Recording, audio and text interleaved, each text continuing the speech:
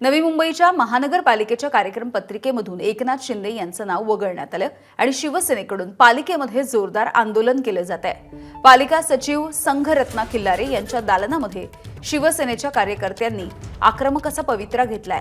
विरोधी पक्षनेता विजय चौगुले यांच्या नेतृत्वाखाली हे आंदोलन सध्या सचिवांच्या दालनात सुरू आहे। सचिवांच्या केबिनमध्ये ठिय्या आंदोलन सुरू असल्याची दृश्य आपण पाहतोय।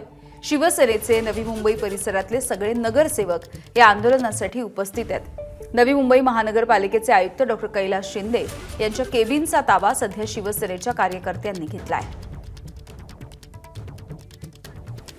विनायक पाटील आमचे प्रतिनिधी आपल्याला याविषयी माहिती देतील। विनायक, एकनाथ शिंदे यांचं कार्यक्रम पत्रिकेमधून नाव गायब होण्याची ही खरं तर दुसरी वेळ आहे आणि शिवसैनिक आक्रमक झालेले आहेत। आपण पाहतो की जरी शिवसेना भाजपा महाराष्ट्रामध्ये सत्तेत असले तरी नवी मुंबईमध्ये मात्र या दोन पक्षाचं आहे ते वेळा भोपळ्याचं नातं राहिलेलं आहे। गेल्या काही कार्यक्रमामध्ये आहे ते पालकमंत्री एकनाथ शिंदे यांचं नाव महानगरपालिकेच्या माध्यमातून वगळलं गेलं होतं।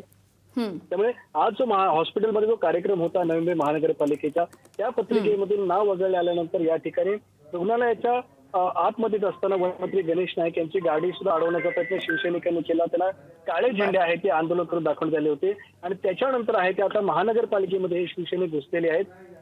महानगरपालिकेच्या सचिव कार्यालय आणि महानगरपालिकेचे आयुक्त या दोन्ही कार्यालयाचा शिवसैनिकांनी घेतलेला आहे। सर्व नगरसेवक पदाधिकारी या ठिकाणी उपस्थित आहेत आणि विरोधी पक्षनेता विजय चौगुले यांच्या नेतृत्वाखाली हे आंदोलन सुरू असून जोरदार घोषणाबाजी केली जात आहे। त्यामुळे आपण पाहतो की नवी मुंबईमध्ये सत्ताधारी भाजपा आणि शिवसेना या दोन पक्षामध्ये आहे ते तुल्यबळ या ठिकाणी राडा सुरू आहे। सकाळपासून हा सुरू आहे, दुपार झाली तरी अजूनही आंदोलन सुरू आहे। आता महानगरपालिकेच्या आयुक्तांचा केबिनचा संपूर्ण ताबा या शिवसैनिकांनी घेतला असून याच केबिनमध्ये ठिय्या आंदोलन सुरू करण्यात आलेलं आहे।